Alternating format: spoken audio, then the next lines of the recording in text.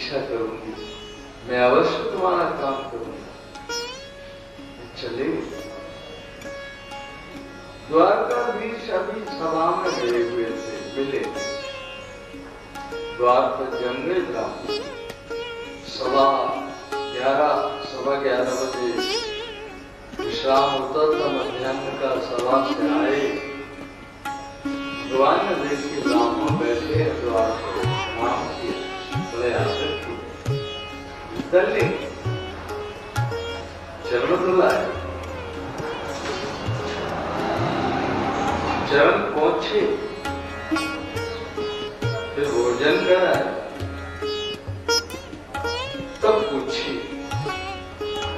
ये न समझिएगा ससुराल का ब्राह्मण है इसलिए स्वागत कर रहे हो ना, ब्राह्मण है, इनसे बड़ा ब्राह्मणों का वध करना पूरा कोई ना ब्राह्मण, इनसे बड़ा ब्राह्मण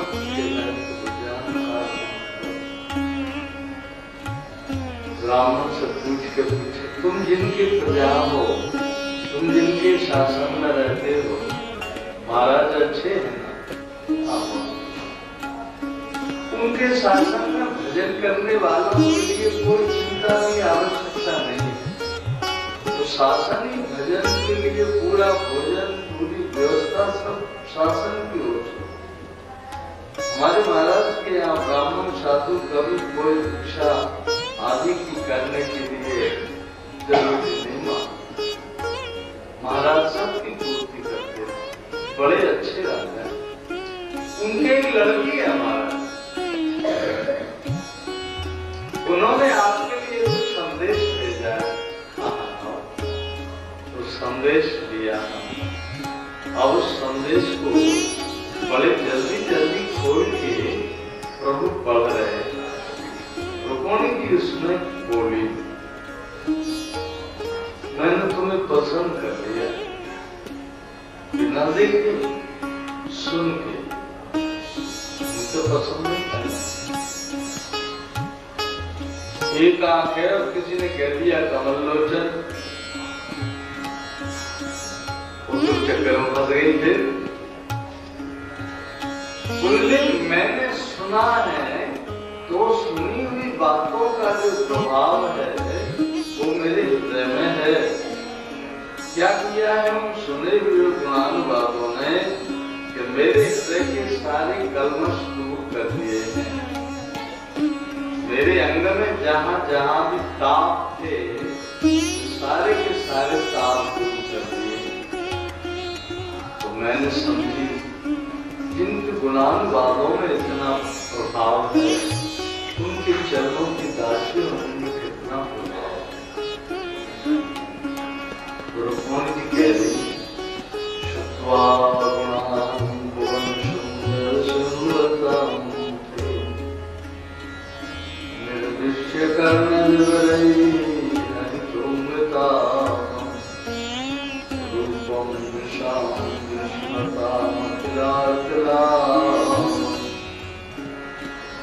त्वयि अच्युता विशति सर्वमद्रवम्।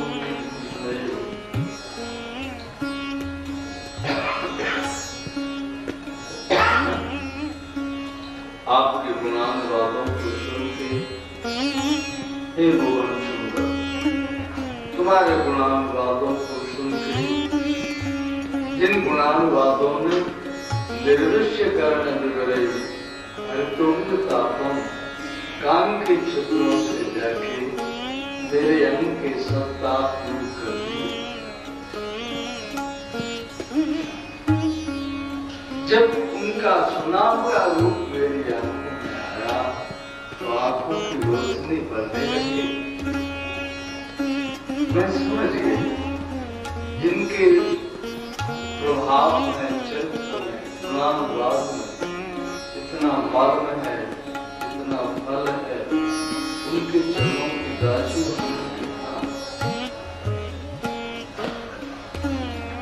कौन ऐसी होगी नीचे के लोगों में, ऊपर के लोगों में, धरती के लोगों में, तुम जैसे रूपवान को पसंद न करके कोई और दूसरे को पसंद करें। एक बात कहूं, हे नृसिंह, हे नरसाधु,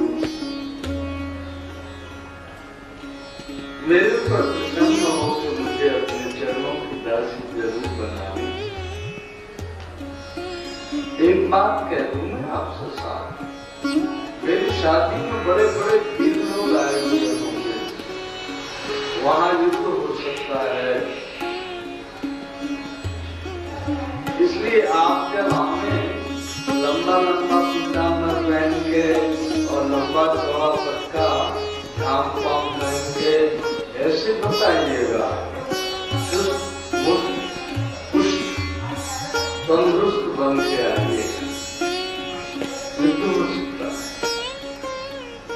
आप यह सोच रहे होंगे मैं तुम्हें कहां से प्राप्त करूंगा, तो गोदाम में पाया हूं, मैं उपाय बताती हूँ। हमारे यहाँ का नियम है, जो वरकांक्षणीय है कन्या, वो अंबिका के भवन में जाती है, अंबिका को माला पहनाती है। मैं भी वहां जाऊंगी, अंबिका के भवन के सामने ही आपका रथ आ जाओ, वहीं से मुझे आप ले जाओ। माम राक्षसेन विघ्नो वीर्य शुल्का, मुझे राक्षस विधि से आप ले जा पाएंगे। मेरा संबंध मेरे भैया ने के राजा से किया, वो बारात लेके आए होंगे, लेकिन सच कहती हूँ मैं तो आपके हृदय में स्थान दी हूँ। ना कहीं ऐसा कुछ ना हो जाए जो इंद्र के भोजन में जाने वाली जलेबी को कौवा ले तो हो जाए, कहीं ऐसा न हो जाए कि आपको प्राप्त होने वाली जो मैं हूं, कदाचित किसी विवशता में शिवपाल के साथ न चली जाए। मैं ना फिर कहती हूँ, आप सोच रहे होंगे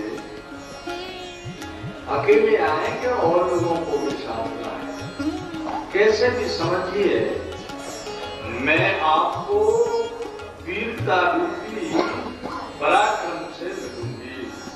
वीर्य शुल्काम, मेरी कीमत वीरता है, वीरता होगी तो मैं मिलूंगी, वीरता नहीं होगी तो नहीं। माम राक्षसेन विघ्नो वीर्य शुल्काम, तो यहाँ बड़े बड़े वीर आए हुए होंगे, उन सब के बल को निर्वहन करके निर्मथ्य चैत्य मगधेन्द्र बलम प्रशय्य माम राक्षसेन विघ्नो उन सब के पराक्रम को नष्ट करके अपने पराक्रम की स्थापना करके मुझे आप ले जाएंगे नाथ, ऐसे मेरी ये बड़ी प्रार्थना है। मैं अब अंतिम बात कह रही हूँ आपसे, जिन चरणारविंद के लिए शंकर ध्यान करते हैं, ब्रह्मा ध्यान करते हैं, और भी ऐसे बड़ी कोटि के सभी लोग प्राय ध्यान करते हैं। उमापति तो निरंतर चरणों को हृदय में धारण किए रहते हैं। मैं उन चरणों की दासी होने की आशा एक बात और कह दूंगा, यदि आप इस जन्म में नहीं मिले ना तो मैं मर जाऊंगी, मर के फिर जन्म होंगी, फिर पाने की उत्कंठा करूंगी, फिर नहीं मिलोगे फिर मर जाऊंगी, फिर पाने की उत्कंठा करूंगी। 7 जन्म भी ऐसे 100 जन्म भी यदि मेरे व्यतीत हो जाएंगे तब भी मैं केवल आपको प्राप्त करूंगी। इन्होंने जब ये पत्र पढ़ा प्रभु ने, वो ब्राह्मण टिप्पणी करते हैं पत्र की, इत्ते कोई संदेशा यद्देव मया प्रविश्य कर्तुम यच्चा प्रियताम तदनंतरम, ये उक्त संदेश में लाया हूँ यदुनंदन। यदुनंदन ने उस पत्र को पढ़ा, पढ़ के उस पत्र से इनकी टिप्पणी है सताम सप्तिताम निद्राम न लभे निशि। मैं भी यही सोचता रहता हूँ रात दिन, आजकल रात भर नींद नहीं आती है। यही सोचते रहते हैं रुक्मिणी को कैसे लाएंगे, रुक्मिणी का विवाह कैसे, यही सोचते रहते। सवेरे बड़े जल्दी उठ के चलेंगे, बहुत दूर जाना है। विदर्भाधिपति की राजधानी अमरावती है, जो आजकल महाराष्ट्र। वहां अंबिका का मंदिर आजकल बना, सारे मनोरथों को पूर्ण करते। भगवान अभी दारुण साक्षी आए, प्रभु और कोई आज्ञा कहाँ चलना नहीं। दारू अब तो रत्नशाला में रख दो। सवेरे बड़े सवेरे उठ के रस को लाके यहाँ द्वार पे लगाते हैं। क्यों? फिर बैठा रहा तो साथी था, रात दिन चलता था संग, कर बैठा रहा। भगवान बोले अब तुम जाओ, अब तुम्हारी समझ गया, हटाना चाह रहे हैं मुझको, पर मैं तो इनके घर का सही तो हो भी ना हूँ। तो इधर उधर कुछ ये उठाए, इधर कुछ उठाए, इधर ऐसा कुछ करने लगे। कान यहीं लगे थे कि क्या बात है। भगवान की और धीरे बोलने लगे, और धीरे बोलने लगे। फिर साफ बोले, जाओ अब जाओ दारू, जाओ सवेरे आना। अब कैसे रुक सकते? दारू प्रणाम करके चले गया। ब्राह्मण को सब समझा दिया, रात को समझा के सो गए। बड़े सवेरे उठ गए, ब्राह्मण उठे, स्नान किया, संध्या वंदन किया, भजन साधन कहीं भी जाना हो, चाहे प्लेन से जाना हो चाहे ट्रेन से जाना हो, लेकिन अपना भजन पूजन साधन सब घर से करके तब चलिए। राधे राधे। वहीं कर लेंगे जाके, 10 बजे धूप होगी तो वहाँ सतीनी पड़ती है, वहीं स्नान कर लेंगे। न्याय स्नान के चक्कर में ऐसा कभी मत सोचिएगा। स्नान को वहीं करके और थोड़ा सा जल पान करके, नित्य नियम भजन करके और फिर चलिए। तो वो जो हमारे प्रभु है वो देखते हैं ये मेरी ड्यूटी करके चल रहा है, अब इसकी पूरी ड्यूटी मुझको। आप यदि ड्यूटी में उपेक्षा करेंगे तो वो भी उपेक्षा कर सकते हैं। तो आप अपनी ड्यूटी को पूरी करके फिर चलें।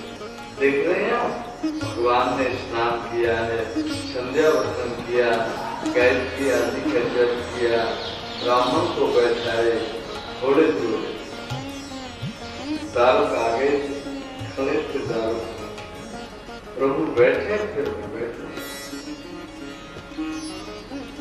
प्रभु स्वयं चलाने वाली जगह बैठ गए। तो बोले, कैसे बोले? तो प्रभु बोले, दारू आज हम ही चला के ले जा रहे हैं, तुम यही रहो। दारू रथ स्वयं चला के ले।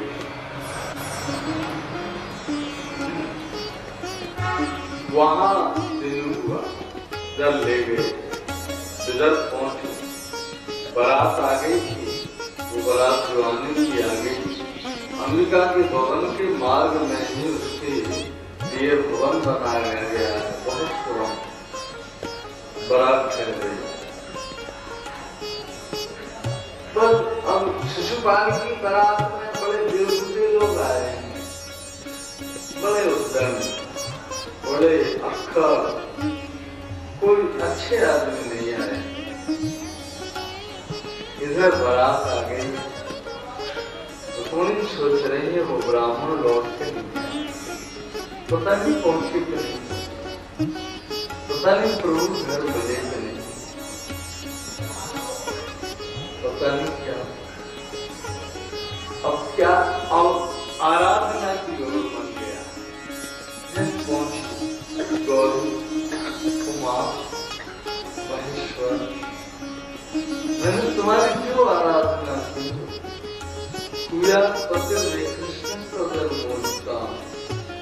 मेरे कृष्णपति हो ये अनुमोदन करो। देवियों, कमाया हुआ पैसा व्यर्थ हो सकता है, खाया हुआ भोजन भी कभी व्यर्थ हो सकता है, लेकिन की हुई प्रार्थना कभी व्यर्थ नहीं, किया हुआ भजन कभी व्यर्थ नहीं। कमाया हुआ पैसा बेकार क्या हो जाता है, बैंक फेल हो जाए या उछल जाए को टिकला मिल जाए, आज के बहुत टिकला बने। खाया हुआ भोजन इसलिए बेकार हो जाता है, उल्टी हो जाए तो सारा व्यर्थ हो जाता है, लेकिन प्रार्थना का कहीं विकार होने की कोई बात नहीं। थोड़ी देर में ब्राह्मण चल के सीढ़ियों से ऊपर आ गए। महाराज जी आगे हैं, महाराज आगे हैं। हाँ, कहाँ है? आपने चिट्ठी में लिख दिया था ना, अमेरिका के भवन के सामने।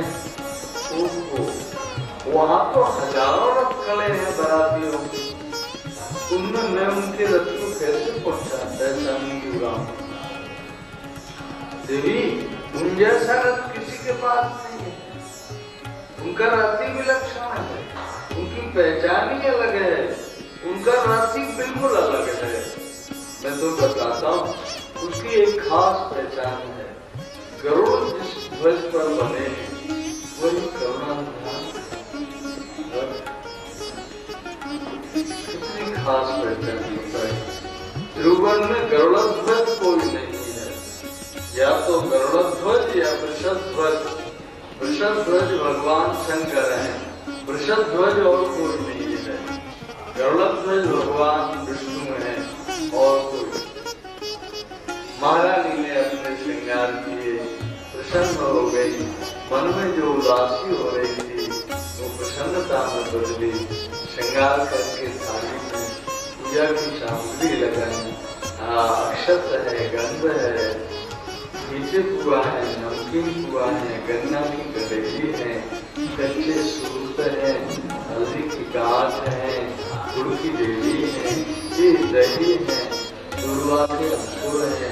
ये सब मांगलिक पदार्थ थाली में लेके सौभाग्यवती देवियों के साथ गीत गाती जा रहे। वहां बारातियों के यहाँ दूल्हा की सजावट हो रही थी। दूल्हा का जो जीजा है वो उसको काजल लगा रहा था आंखों में। लगाते लगाते बोला, बोले देख तुमको दुल्हन बड़ी सुंदर मिल रही है शिशुपाल। बड़ी खुशी में उछल गया, आनंदित हो गया, बहुत अच्छी, बहुत अच्छी। उछलने में वो उंगली का काजल उनकी गालों में लगे। बराती बोले पहुंचले, ये पहुंचले, ये पहुंचले, क्यों पहुंचले, पहुंचे तो न पहुंचे तो भगवान का हमको मिलनी है। हंस रहे हैं सब, कोई उछल रहे हैं, कोई गीत गा रहे हैं। रुक्मिणी महारानी चली जा रही, अंबिका के भवन में पहुंची, विधि से पूजा की, पूजा करके प्रणाम किया, प्रणाम करके माला समर्पण की। माला पूरी अर्पण हो गई, अंबिका मगन हो गई। अंबिका माला एक हाथ से प्रदान कर दी, लो ये माला। माला को लेकर वैसे लगा। महारानी बाहर उधर प्रभु देख रहे थे। रुक्मिणी जी ने हाथ ऊंचा किया, प्रभु ने रथ पर बैठे बैठे ऊंचा हाथ किया। बात करते करते घोड़े बड़े चलने वाले, शैल, शुक्री, वेद, पुष्प, बला, हवा पीछे रह जाती है, बोले आगे तुरंत आ गए रथ सामने। महारानी ने जो रूप देखी, जैसे सोचे थे हुई, विचारे थे हुई, मन में थे हुई। भगवान ने ऊपर से हाथ बढ़ाया, उन्होंने नीचे से दाहिने हाथ में दाहिना हाथ दिया, पानी ग्रहण हो गया। यहाँ से ऊपर खींच ली, जो ऊपर खींची वो बहुत लोग थे, वहां बड़ी भीड़ लग रही थी। अल्लाह मच गया, ले गया ले गया ले गया ले गया। अब तक यहाँ कुछ और भी होने लगा था, पंगत होने लगी थी। बड़ा बड़े दुखी आदमी, किसी बराता दुखी आदमी, बड़े दुखे।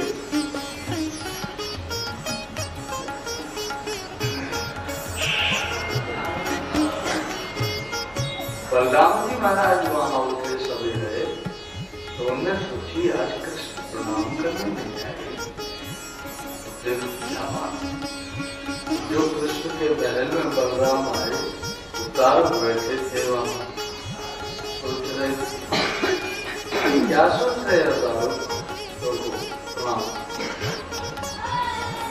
कृष्ण कहाँ गए? कल एक ब्राह्मण आए थे शाम, कुछ संदेश पत्र लाए। कहाँ से आए थे, क्या था उस संदेश पत्र? कुछ नहीं कहा। यहाँ थे तो उनको कैसे नहीं मालूम? मैंने बहुत प्रयास किया पर प्रभु सीधे बोल गए। फिर मेरी छुट्टी कर दी, मुझसे जनाने रथ में बैठ के स्वयं चला के ले गए। ब्राह्मण और वो दोनों गए, बस इधर तो गए, द्वारका से उधर पूरा हो गए। बलराम जी बोले भैया सब कहते जाना है, कहाँ गए हमने? देखो ध्यान दिया, ध्यान में बात आ गई और सोचने लगे हो, बहू लेने को गए, उनको बारात में भी नहीं देंगे। हम बड़े हुए कुछ फायदा नहीं हुआ, बड़े। ये जो बलराम जी है ना, ये पहले लक्ष्मण जी थे छोटे। जब राम जी साहब को विदा कर रहे थे अयोध्या में, बंदरों को, नीचों को, सबको, सेनापतियों को, और मनमानी चीजें लुटा रहे थे, जो मांगते थे। लक्ष्मण जी बगल में बैठे बैठे वो खिला रहे थे। राम जी बोले लक्ष्मण तुमको भी चाहिए क्या? क्या चाहिए? मैं आपकी बात बड़ा बनूंगा।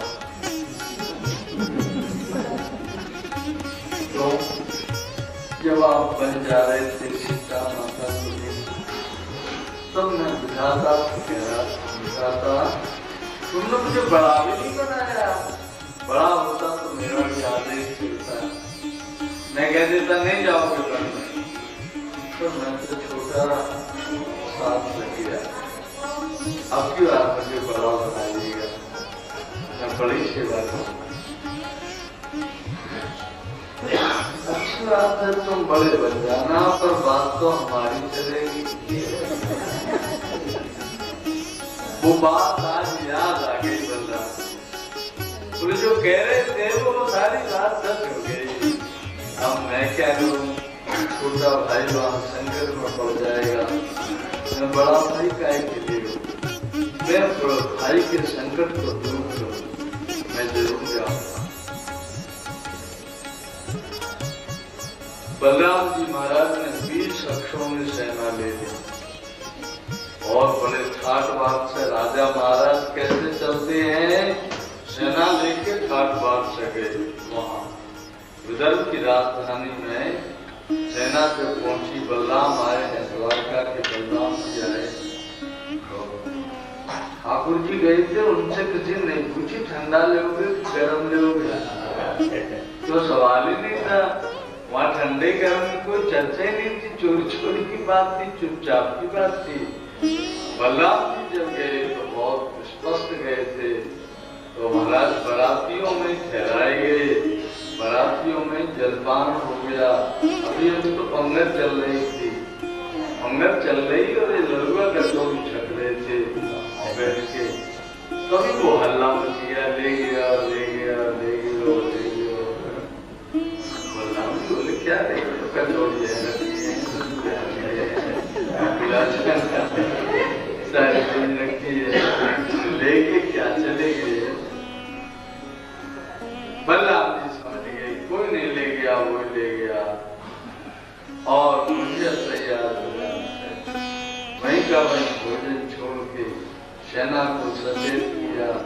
बलराम जी महाराज पीछे चल। भगवान कृष्ण रुक्मिणी जी को विमान में रखे, विमान में विराजमान करके तुमने जल्दी करी। रुक्मिणी जी ने माला जो लगी थी हार डाल दी गले में, हृदय से लगाई। हल्ला मच चुका था, ले गिरो ले गिरो ले गिरो ले गिरो, कौन करे। भगवान तुरंत उनको वहां सिंहासन पर बैठाई, गद्दी पर बैठाई और झट रात पकड़ी और विमान हवा से बात करने लगी। उनके भैया देख रहे थे रुक्मिणी, उन्हें सोची वो कृष्ण ने हमारे नाक काट। शीघ्रगामी घोड़े पर बैठ के बड़े दूर पीछे भागा। एक घोड़े बड़ी गाली देते थे, बड़ी 1 नंबर की, 2 नंबर की, 3 नंबर, 10 नंबर तक गालियां देते। धनाधन धनाधन थोड़ी गाली रहने का अभ्यास प्रभु सुनते आ रहे थे। रुक्मिणी जी ये देखो पीछे घोड़े पर बैठ के जो आ रहा, बड़ी गालियां दे रहा, गंदी गंदी गंदी। प्रभु ये ऐसे लोगों में बैठते, ये मेरा भैया। हाँ, शिशुपाल से संबंध नहीं किया था बात में, मेरी उसमें कोई बात नहीं ना। इसकी गालियों को बुरा मत मानिएगा, साले की गाली तो गंगाजल जैसी होती है। पर ये कहाँ मानते हो, आगे बढ़ते चले गए। बाप से पैदा हो तो खड़ा हो जाए, तुरंत रास खींचती बोली भैया बहुत खतरनाक है, मेरे बाप चले चलिए। नहीं, इतनी बड़ी गंदी गाली वो आए और आके उन्होंने खड्ग से प्रहार किया। खड्ग से खड्ग को वहीं के वहीं तोड़ दिया और तुरंत एक हाथ मार के मुकुट गिरा दिए, बुढ़ा मार दिया और साले जी चुपिया बगल से लगता। रथ चल रहा है और साले जी बगल में लग के चल रहे। तलवार निकाली गर्दन काटने के लिए, कौन की बैठी थी, उन्हें तुरंत हाथ पकड़ ली। नाथ खड्ग को भीतर कर लीजिए, मार मत दीजिएगा। इसके बड़े छोटे छोटे से बच्चे हैं, बिल्कुल मर जाने से ना क्या है। नहीं ना, कभी कभी राखी बांधने का काम होता है। आप समझ रहे हो, हम जो गृहस्थाश्रम में रहते हैं इसमें सिर्फ देवों का निवास होता है। माता जी जो है वो पृथ्वी की मूर्ति होती है, पिताजी जो है वो स्वयं प्रभु की मूर्ति होती है। भैया धर्म की मूर्ति होते हैं, छोटे से बड़े भैया धर्म की मूर्ति होती है, बहन दया की मूर्ति। पर इस तरह से सारे व्यवहार और सब या केवल की स्मृति में बढ़ना। तो ये बहन दया की मूर्ति है। भैया कहीं भी रहे, आप कहीं भी जाए, लेकिन बहन भैया के लिए सदा बहन आशीर्वाद ही प्रदान करती है, दया की मूर्ति। तो बहन जी ने हाथ पकड़ लिए। प्रभु बोले ये हाथ तो किया है मेरा, कुछ तो करने दीजिए। बोले जान से मत मारिएगा, कुछ और कर दीजिए। तो प्रभु ने उनकी हजामत बना दी। नाले जी की कोई बढ़िया तरह से कटिंग नहीं बना पाए, चाहे जैसा छोटा मोटा छान के मुंडन कर दिया। अब बलराम जी आए और मुंडन करके रस्सी से बांध के और एक तरफ रास्ता से पड़े, हाथ पैर बांध के मुंडन करके रास्ता में पड़े। आप समझिए, मैंने इसमें जान से मारने की बात पहले दुश्मनी में भी नहीं होती थी। शत्रुता में भी जान से मारने की बात नहीं होती थी। प्राण इतना प्रिय, प्राणी के प्राण को इतना कीमती मानते। बलराम जी महाराज पीछे से शत्रुओं की सेना की गाय से फाड़ते हुए मैदान साफ करते बलराम आए। बलराम जी ने आकर देखी, ओहो सारे जी बंधे पड़े हैं। वहां पहुंचे, बाकी पीठ सौंपी, शाबाश तुम वीर हो, बड़े तो बड़ी बात करते। गए और जाके भाई से बोले, शाबाश तुम वीर जरूर हो, कृष्ण के सामने टिक गए ना। अरे इनके सामने टिकना ही मुश्किल था, तब तुम टिक गए, तुम जरूर वीर पुत्र हो, तुम बड़े वीर हो। जो कहते गए बलराम जी, वो बांध दिया हो ना, वाके बंधन छोड़ दिए, वो पीठ सौंपते गए, बाकी तारीफ कर करके। वो भी समझ रहा था या तुम्हारी तारीफ कर रहे हैं, इसमें कोई मर्मिक बात नहीं है। मैंने समझी, जब एक सही में ना जीत पाए हो तो दो ही भैया से जीतने को और मुश्किल पड़े हो। बैठो टुकुर देखते रहो, धरती की तरफ। भगवान से भगवान बोले, भैया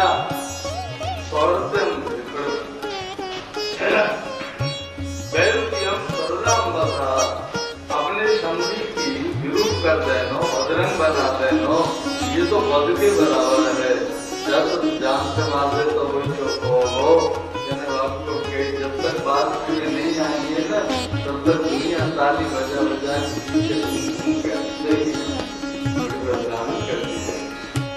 ऐसे वहां से कह रहे हैं, नंदी जी बुरो मत मानिए, क्षत्रियों को ऐसा धर्म है, भैया से कोई बात बुरो मत मानियो, क्यों कह के रखो हाजी। भगवान को आगे जा रहे, बलराम पीछे आ रहे हैं और सेना सब पीछे रहे। बलराम जी वहां सोच रहे हैं, रुक्मणी ने एक घटना सारी देखी है, रुक्मणी के मन में कहीं शोक न हो गया, मैं कैसे हत्यारे की आ गई, मार देती। तो वाकई मन को समाधान करते आ रहे हैं बलराम जी। सुश्री रुक्मणी जी, आप कोई प्रकार को मन में विचार मत करियो, हमारे यहाँ कोई लड़ने ढूंढने वालों ना, सब लोग बड़े प्रेम से रहे हैं, कोई बात की कैसी कोई कमी नहीं है, सब प्रकार के आनंद है। ये तो कुछ लड़ाकू लोग हैं, लड़ाई खड़ी करके और बदनाम करने के लिए साजिश करते रहते हैं। ऐसे कह के बलराम जी ने रुक्मणी जी के मन को कर दिया और द्वारका आ गई, रथ खुल गए, सब बड़े आनंद में हैं। कृष्णचंद्र भगवान की जय। बड़े दूल्हा को बहुत बोल रहे बराती बोले, अब तो रखो सब लौट के खाली चले। मेरा भी नाम शिषपाल है कृष्ण, मैं अपनी तुम जैसे मेरी दुल्हन को होते होते हरण करके ले गए हो, मैं इसका बदला लिए बिगड़ नहीं मानूंगा। और बड़ा ईश्वर ने सोची, मेरी छोरी बहुत अच्छी जगह पहुंची, ऐसी अच्छी हम भूल के भी नहीं पाते, वहां जाकर उनको विवाह कर दिया। तब भीष्म महाराज सारी विवाह विधि लेके द्वारिका पधारे।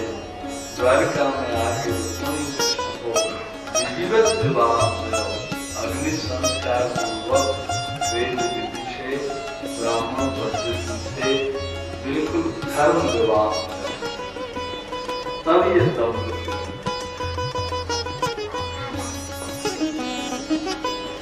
हरि ओम आदरम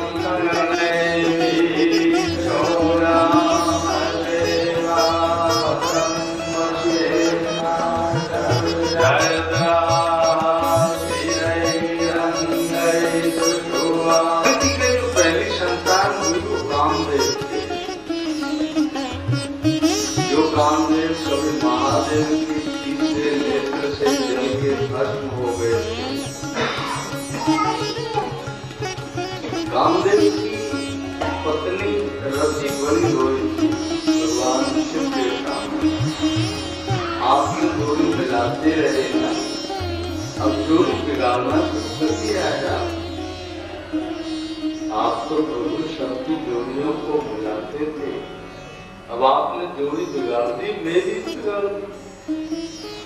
तो एक काम कीजिए, वो तीसरे नेत्र को मुझे भी देख लीजिए, मैं भी पति का अनुगमन करना चाहती। कितनी अच्छी बात है।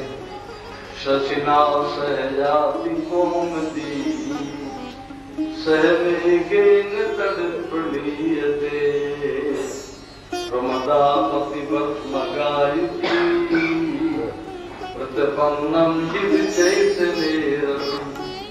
चंदा के संग चांदनी चली जाती है, सूर्य के साथ शोभा चली जाती है।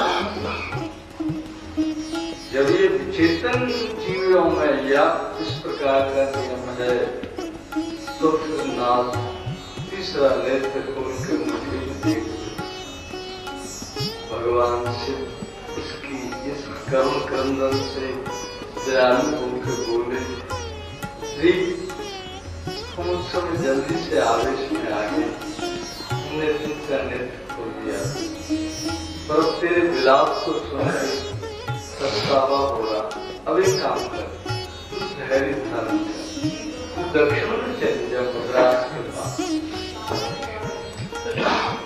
वहां संबर रहते हैं, उनकी राजधानी में तू रह जाए, वहां तू कुछ नौकरी पकड़ लेना। तेरा पति द्वापर के अंत में रुक्मिणी के पहले गर्भ से पैदा होगा, वो पति वन चला जाएगा, उसे तू ही पालन करेगी। वो तेरा पति थोड़ी देर का योग तो सहना पड़ेगा।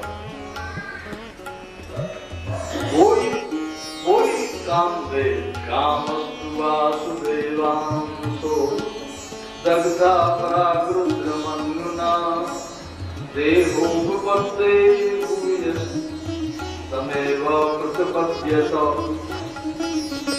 वो कामदेव रुद्रमन्युना प्राग दग्धा रुद्र के क्रोध से पहले जल गए थे, वो दूसरी देह में रुक्मिणी के पहले बेटे हुए। बेटे के उत्पन्न बड़े हल्ला गुल्ला होते हैं, बेटा जिनके भगवान के बेटा हुआ तो कितने पुराण हुए होंगे, कितने आनंद मंगल। नारद जी को खबर लग गई, नारद जी भी चैन ना हो रहे। क्यों? भगवत लीला का विधान बनाते, लीला के बिना रह नहीं सकते, कीर्तन के बिना रह नहीं सकते। एक दिन भगवत गुणानुवाद गाते आए, आके बोले शंबर, शंबर तेरा शत्रु कामदेव पैदा हो गया रुक्मिणी के गर्भ से, अभी छोटा है, मान ले, बहुत अच्छा मौका है। अच्छा मैं जाता हूँ, वो समुद्र के मार्ग से आया और मोरी के मार्ग से ऊपर चल गया, वहां से बच्चे को ले आके समुद्र में गए। समुद्र में मछली लेके, संयोग की बात मछली तैरते तैरते वहीं पहुंची। सम्राट की राजधानी के संग मछली को बचाने में पकड़ी। बहुत अच्छी कोटि की थी, अच्छी श्रेणी की थी, अच्छी किस्म की। तो बोले ये इतनी अच्छी किस्म की कम मिलती है, राजा को देने इनाम मिलेगी। तो वो राजा के पास गई। राजा ने उनको उचित इनाम दिया। राजा ने रसोइयों को दे दी। रसोइयों ने भीतर ले गए, उसका पेट चाक किया, उसमें बहुत सुंदर बालक है।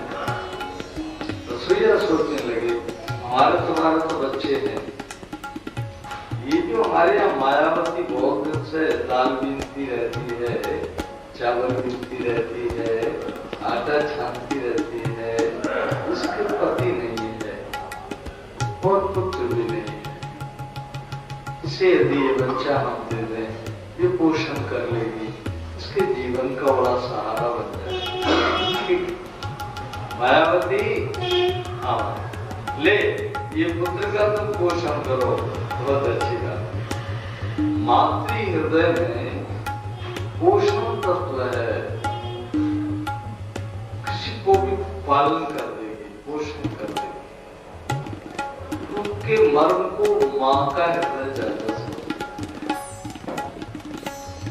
शायद इसीलिए प्रभु ने मां के ही हृदय में डूब दिया, पिताजी को डूब दिया। सब पिताजी खुद ही पी जाते, बच्चे को पिलाते हैं। उतना ही सरलता, उतना पोषण तत्व, उतना वात्सल्य पितृ हृदय में नहीं होता जितना मातृ हृदय में होता है। तो माता जी ने, मायावती ने उस बालक का पोषण किया। बालक बड़े सुंदर थे, भगवान के थे, बड़े गुणी थे। रूढ़ यौवना, थोड़े समय में प्रौढ़ यौवन हुआ। जब ये युवावस्था में आए, एक दिन हरिगुण गाते, वीणा बजाते नारद जी आए। मायावती हाँ, ये तू अपना बेटा ही मत जानियो, तेरा पति है। हाँ, भगवान कृष्ण की रुक्मिणी की विवाह हो गए, उनकी ये संतान है, ये तेरे पति हैं। अच्छा मैं चलूं, कह के चली। मायावती उनसे कुछ वैसे ही विनोद करने लगी। तलवार निकाल के खड़े हो गए। कृष्ण, कल तक तो माँ का प्रेम करती थी, आज व्रत से कामनी था, आज कामनी का प्रेम क्यों करती हो? हाथ जोड़ के बोली, आप तो साक्षात कामदेव हैं, मैं रति सारा वृत्तांत कहकर सुनाया। हमारा ही घर नहीं, आपका प्रबल शत्रु ये है सम्राट, इसे मारने की ये तरकीब है। उसी की मृत्यु में जितनी जो टेक्निक लगती थी, वो सब जान गई थी। रह के उन्होंने सब बता दिया अपने पति को। ये गए सम्राट का बल किया। फिर एक दिन बोली, अब हम चलेंगे अपने माता पिता के यहाँ। चलिए समझिए, प्रद्युम्न और मायावती दोनों के दोनों द्वारका की ओर आ रहे। रुक्मिणी की देख रही थी, मेरे पुत्री अब तक इतने ही बड़े हो गए, जिंदगी कहीं रहे। थोड़ी देर में आ गए। ये मायावती बोली, प्रणाम कीजिए, ये आपकी माता जी, ये आपके पिताजी हैं, प्रणाम कीजिए। मैं प्रणाम किया। तो माता पिता देख रहे थे, इतने में नारद जी आ गए। प्रभु, ये बालक मैंने ही हरण कराया था आपके, और ये आपका बालक है, और विवाह हो गया मायावती है। मेरा कोई अपराध हुआ हो तो क्षमा याचना को आया। भगवान मुस्कुरा के बोले, ऐसी क्षमा याचना की कोई बात नहीं, ऐसे काम तो तुम रात दिन करते ही रहो। और ये मायावती का संबंध सत्राजित एक बहुत बड़े प्रतापी यदुवंशी थे। सूर्य को इन्होंने मित्र सा कर लिया। उनसे स्मंतक मणि ली। स्मंतक मणि में से 8 बार सोना रोज निकलता। ये आज के परिमाण से लगभग 2 किलो या 4 किलो होता है। इतनी सारी स्वर्ण राशि जो रोज देने वाली नहीं है, उसके बाल प्रकार का विचार करो। वो मणि लीस ने सूर्य नारायण दी थी। मणि लटका के द्वारका में गए।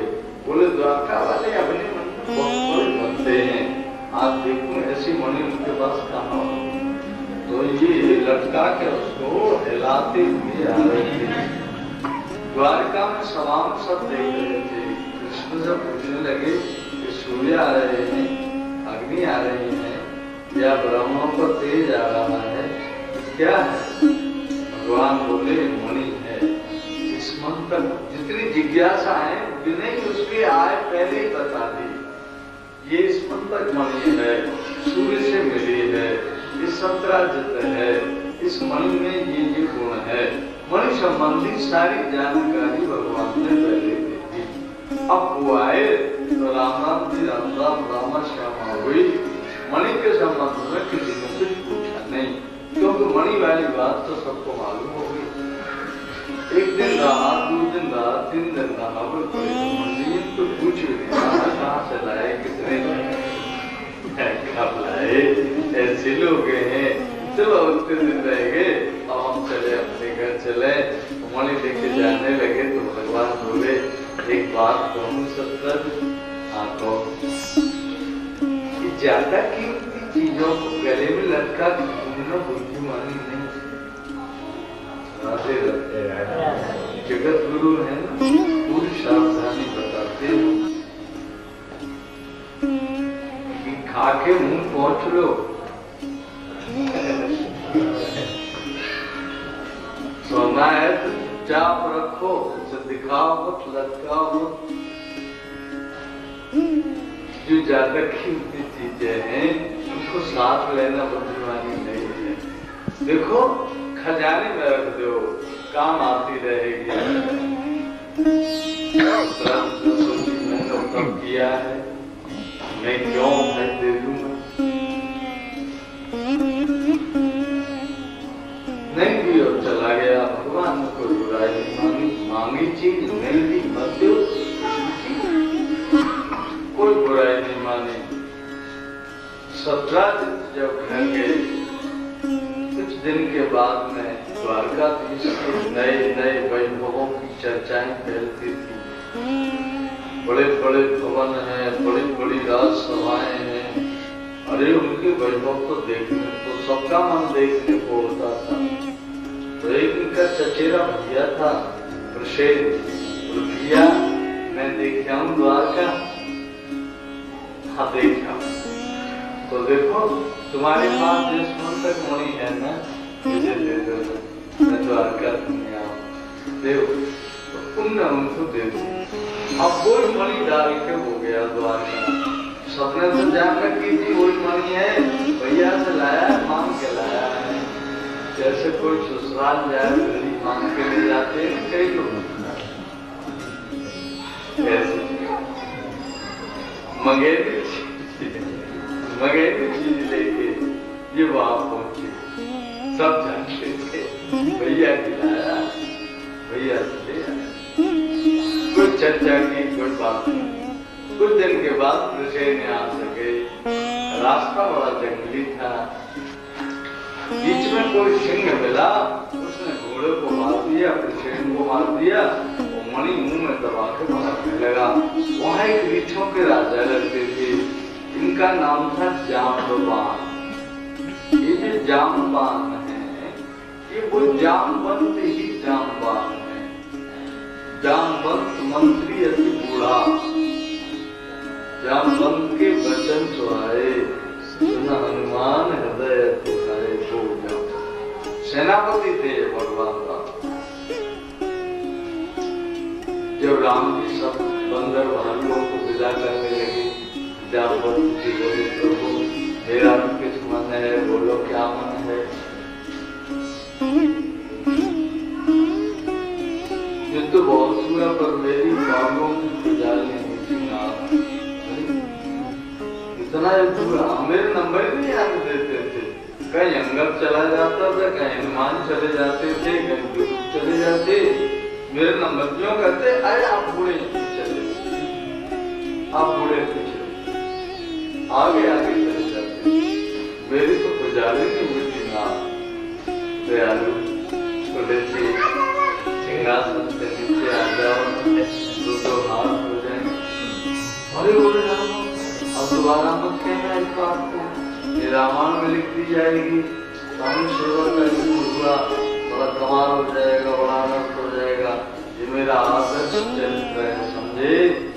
तो फिर ना गुजार कम मिटेगी। द्वापर के अंत में कृष्णावतार होगा, मणि की चोरी लगेगी, मणि की खोज में हम आएंगे, तब हमारी तुम्हारी पुष्टि होगी। वो जामबान, वो मणि लेके सिंह को मार के, मणि लेके जामबान ने गुफा में रखी। गुफा में उसके छोड़ी लड़की थी, जामबान शानी हो गई, कई दिन कह चुकी थी। पिताजी कुछ प्रकाश की व्यवस्था करो, बड़ा अंधेरा लगा, करूंगा बेटी करूंगा। तो क्या प्रकाश की व्यवस्था करेंगे, सब चलेगा। आज अब लड़की का मन लग जाएगा, खेला होता रहेगा, बस ये गए और जाके लड़की के पालने के रूप पर काम दी। सारी गुफा में प्रकाश हो गया। तुम्हारी लाया बच्ची थी कहना, हाँ बहुत अच्छे, बहुत अच्छे। उधर तो शेर नहीं पहुंचा, उनके खलबली में भी कहा गया, द्वारका गया था मणि लेके। अंदाज लगाया सपना जिसमें उस दिन कृष्ण ने चलते चलते मणि मांगी थी, मैंने नहीं दी थी। शायद मेरे भैया को मार के मणि कृष्ण ने मारा। ये बात एक से दूसरे ने कही, दूसरे से तीसरे ने कही, करने करने जबन बना, कान कान में होते होते भगवान के कानों में आए। चोरी हम करते नहीं, किसी की बेईमानी करते नहीं, कभी जब करते थे तब करते थे, अब आजकल तो पर देखो ना अब क्या करें। है इस झूठी बदनामी को हम दूर करेंगे। शेख कहाँ से गए थे, यहाँ से गए थे, उसी रास्ते से आगे चल के वहाँ कुछ हड्डी वड्डी मिली, और युद्ध के से निशान मिले, और फिर वहाँ से रीछ के पंजे मिले। उन पंजों को देखते देखते चले, फिर वो सिंह का रीछ का जहाँ हुआ है और वो निशान मिले। फिर वो रीछ के पंजों पर चले चले चले चले चले चले गुफा में मणि संदेश के ऊपर। मणि को लेकर सबसे पहले पीताम्बरती आंखें लगाई, छोरी चिल्ला पड़ी, पिताजी दौड़ो, पिताजी दौड़ो, कोई मणि लिए जा रहा है, कोई मणि लिए जा रहा है। जामबान आए, आके भगवान का उठाओ ताकत पकड़ दे मारे, अनेकों 1 2 3 न गिनती भगवान लोगों आके पकड़ गए। अब की बार भगवान समझ के उठे और धनाधन धनाधन धनाधन पिटाई करते रहे। ये कोई धर्म युद्ध नहीं था, ये तो चोरी पकड़ने वाला तो यहाँ विश्राम नहीं होता था। धनाधन धनाधन चलते रहे, 17 दिन तक जूझता रहा, पर बूढ़े थे न शरीर, तो ताजा है और माखन की बनी देर है, परात पर है पर पूर्ण है विजय है। एक दिन शाम को बोले कृष्ण, मैं समझ गया। क्या समझ? तुम सीता के पति हो, तुम सीता के पति हो, उनके बिना मुझे परास्त करने वाला कोई और नहीं, वही परास्त कर सकते। क्यों, ऐसी क्या बात है? बोले मैंने भगवत चरणों को बिल्कुल ईमानदारी के साथ आराधना की है, इसलिए मेरे बराबर बुद्धि बल विवेक किसी दूसरे नहीं होगा। भगवत दास में जितना बुद्धि विवेक बल ऐश्वर्य सद्गुण है, क्या कहूँ, दैवी संपत्ति है, उतनी दैवी संपत्ति हर एक के हृदय में प्रवेश नहीं हो पाती। जामवान जी ने भगवान के चरणों में प्रणाम की, कैसे पधारे थे आप नाथ? हम मणि के लिए आए थे, मणि हेतु लिया प्राप्त, मणि के लिए आए थे, तो मणि हमने ले लिया, चलते क्षमा प्रभु, मणि नहीं ले जाने लोग आए थे, तो आ जाओ और मुझे कर लो, हमने दम नहीं दे। तो फिर मेरी लड़की शादी हो गई, अब इसको मैं कहाँ कुंडली दिलाता घूमूंगा। आप अच्छे आ गए, मेरी लड़की ले जाओ और दहेज में मणि ले जाओ। तुम कैसे ही ले दो, हम तो तैयार हैं। तो जामवती जी के संग विवाह किया और मणि को लेके आ गए। एक दिन राजा को बुलाए, सत्राजित को भेज देना। भाई सभा में बैठे थे, सत्राजित तुमने हमें झूठा बदनाम किया, हमने मणि मणि नहीं ली थी, लेकिन खोल के हम ले आए हैं। शेर को सिंह ने मारा, सिंह को जामवान ने मारा, और जामवान के बाद ये मणि ली। इस मणि के पीछे हमारी एक शादी भी होगी, दहेज में ये मिली। अब मणि वाला अगर ईमानदार होता तो कहता जी तुम्हें मिली है, तुम रखो, ले जाओ। सच्ची तो कन्यादान में जो चीज दीनी जावे वापस थोड़ी हो गए। डब्बा ले जाओ, टिफिन ले जाओ, पीछे वापस नहीं होएगा, क्या कन्यादान। तो मणि ले जाओ, सत्राजित ले गए मणि। जो चीज जिसकी होती है और उस प्रकार के दूषित अनर्थ से प्राप्त होती है, वो उसका विनाश कर देती है। मणि सत्राजित के पास में इसका एक भैया था, मौसी का चाचा मामा का, सब धनवान। उसने सोची इसके यहाँ बड़ा सोना हो रहा है, तो सोने की दीवार बना सकता है, तो सोने की छत बना सकता है। ये मणि मुझे किसी तरह ले, मणि ही सबसे बड़ा स्वर्ण भंडार। जहाँ मणि रहती है वहाँ प्लेग नहीं होती है, हैजा नहीं होती, अपस्मार रोग नहीं होती, जल्दी मृत्यु करने वाले लोग नहीं। मणि जहाँ होती है वहाँ परस्पर में मन खराब नहीं होती, लड़ाई दंगे नहीं होती। इस प्रकार मणि में एक अमोघ दिव्य शक्ति है। तो सब धनवान है, मणि के लोक में मणि के गुणों को याद करते करते सोते हुए काट दिया सकता है।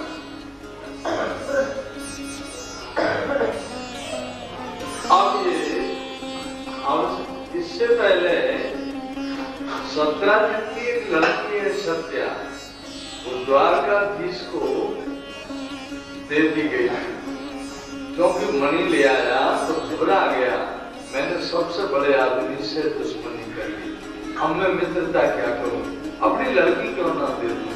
तो उन्होंने सत्या को दिया था कृष्ण को।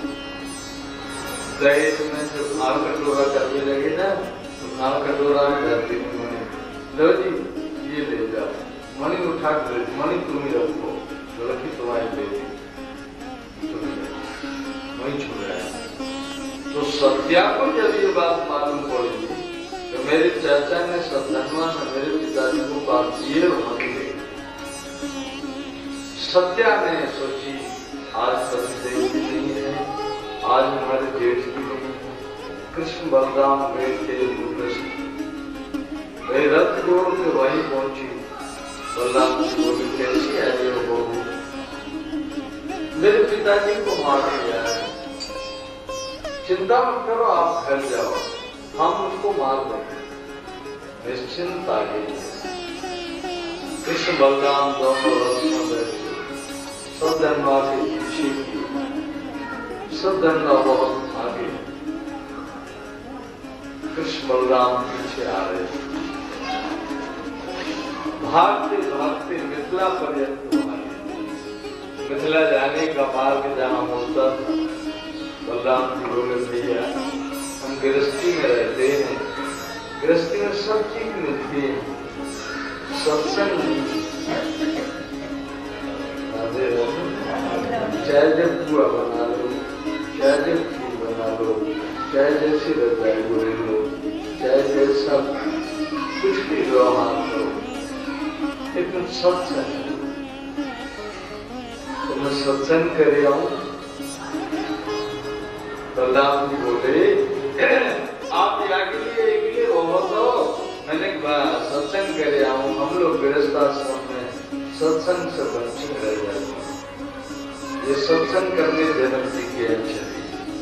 भगवान ने बांध बढ़ाकर सद्धनवा को पकड़ लिया। सद्धनवा मणि आकृति के पास रख आया था, क्योंकि घबरा रहा था हमें मारा नहीं जाऊं, कोई मणि रख लो, कोई मणि रख लो, मणि रख लो, कोई तैयार नहीं हुआ। कृष्ण के विरोध कराने वाली मणि को अपने रख ली, किसी ने रखी। अक्रूर जी से कही चाचा तू रखे मणि को सोना दे गए, तो बहुत अच्छी है, सारे को बता दिए। अक्रूर जी लोग में आ गए, मणि को रह गई छुपा, सब गंगा फिर भागो।